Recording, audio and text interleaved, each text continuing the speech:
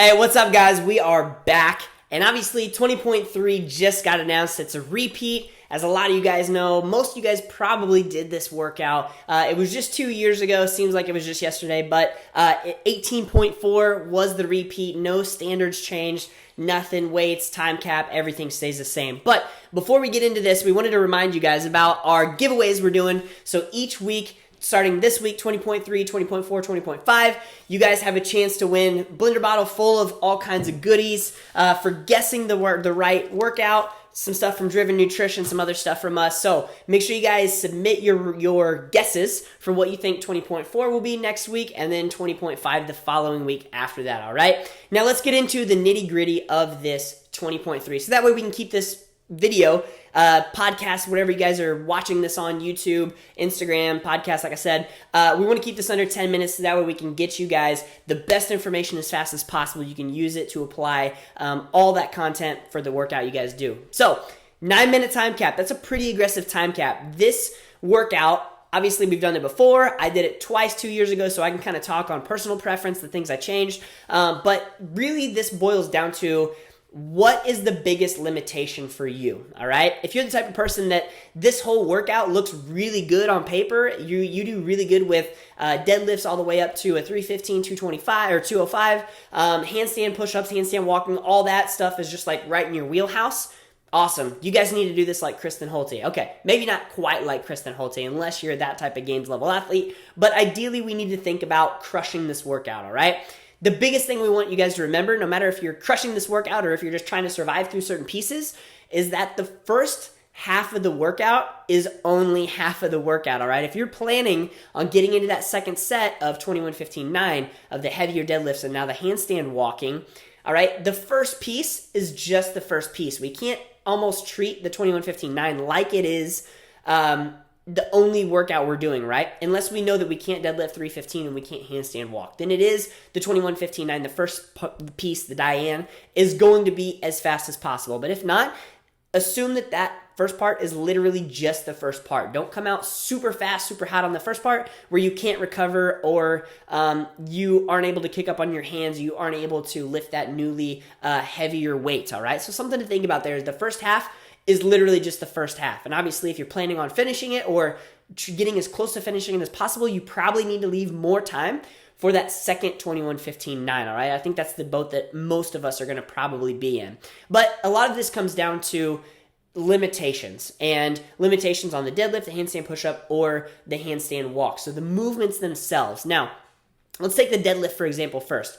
If the weight or the volume is your limiting factor. So if 225, 155, and then 315, 205 is a limiting factor for you, or the amount of volume, right? So 225, 315, 155, 205 might not be near your maxes, but maybe doing a higher volume of deadlifts tends to break down your core a lot, tends to break down your legs a lot. Whatever the case might be, this might almost fit within your limitation there, all right? So ideally, break this up into small sets, whether that is singles or whether that's rebounding a couple sets, maybe sevens, maybe threes, maybe somewhere within there.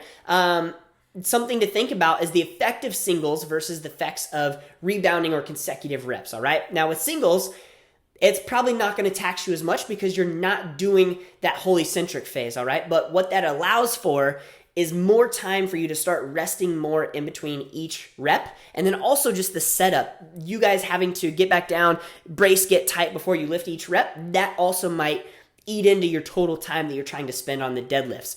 With rebounding, I think most people would agree that rebounding deadlifts are a little bit easier, especially because since you're already braced, loaded from the top, as you go down, you can hit the bottom of the floor, bounce back out of that. At least, hopefully, you're braced going down into the bottom of that rep versus having to re-brace every single time. All right, so two kinds of variations you can think about. Now, obviously, you might do one style during the first 21-15-9. You might do a different style for the second 21-15-9, and that's totally cool too. All right, but thinking about the different weights and bars, obviously, the weight increases a lot going up from that first set to that second set or the second weight.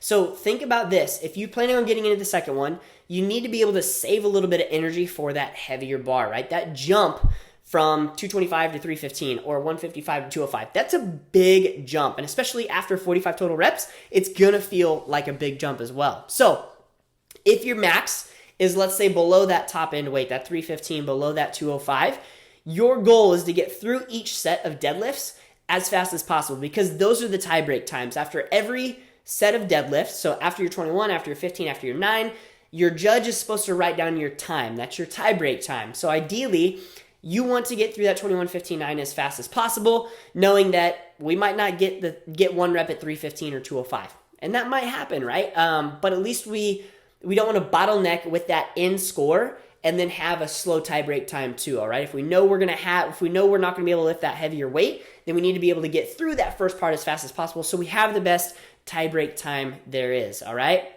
Let's move on now, talking about handstand push-ups. The biggest thing we want to say is you have them or you don't. If you really want to get your score in as RX, which shouldn't be the goal, it should be to be able to get movements and to be able to train well over a longevity, right?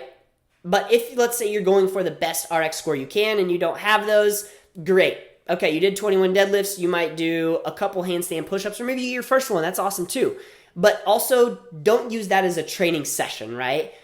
Modify it, go through it as a scaled option, and then be able to get a good workout in still, right? But other than that, whenever we move on, thinking you guys have them, small sets just like the deadlifts, all right?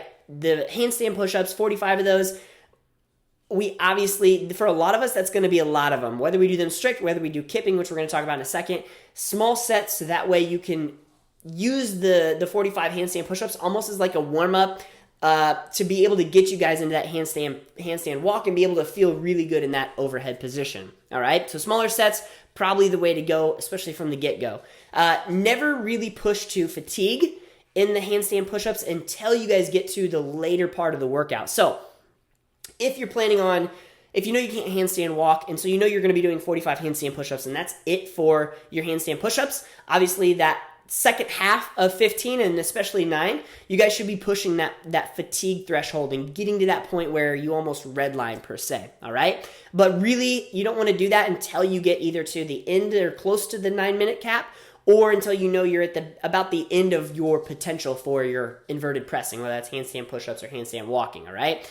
Now, strict versus kipping. This is where my kind of experience hopefully might help you a little bit. So I did this twice whenever it came up in 2018. The first time I did kipping, I am really proficient, or I feel really proficient with handstand push-ups, anything inverted. Deadlift, not so much. Deadlift, don't feel comfortable with. I knew I needed to spend more time on the deadlift than I would be on the handstand push-ups. So my goal was just to go through the handstand push-ups as fast as possible, so that way I could spend more time on the deadlift. But what that actually did was I obviously turned that into kipping handstand push-ups so I could move a little bit more efficient, a little bit faster, bigger sets.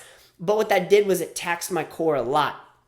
So whenever I got to that heavier deadlift weight, my core was really fatigued and it was hard for me to pull that heavier load. When I redid that, the one thing I changed to try and hopefully help out a little bit was I did more strict handstand push-ups in the 21-15-9, so that way hopefully my core felt better going into that heavier barbell, and it worked out. I got a better score because of that, and I might have actually pushed that first little piece a little bit faster because I felt better even on the lighter deadlift. So something to think about. There's obviously pros and cons, but if strict wears your shoulders out more and it makes the handstand push-ups fatigue faster, you probably don't want to do that, all right? Just something to think about. Now, when it comes to handstand push-ups, the standard is the same, all right? This was a new standard when it came out in 18, but review the standard just so that way you know it for clarification. Your judge knows that you're doing it right, and all the measurements line up. So I'm not going to go over the standards there. You guys can find that on the game's website, but a couple key tips for this standard.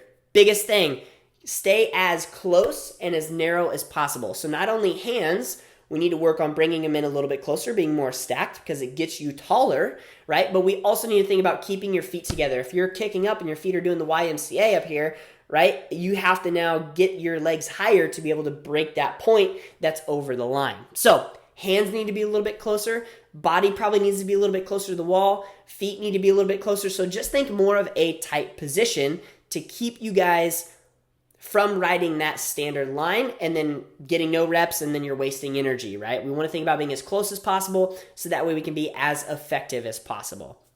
Let's break down the handstand walk for a second. Obviously, If you know that you can do handstand walks, you know you can do everything in this workout, your goal is to get there as fast as possible so that way you can go through and show some of your strength, all right?